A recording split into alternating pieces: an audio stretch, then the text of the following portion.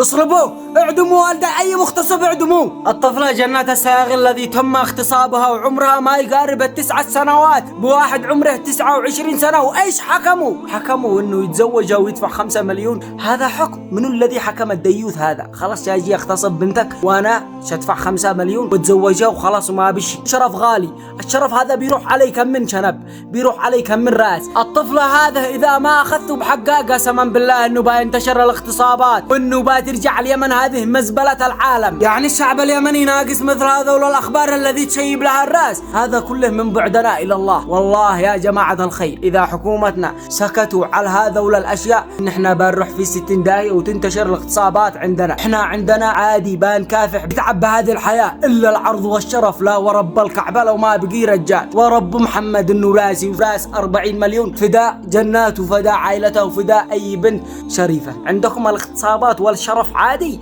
يا كم من ديوث.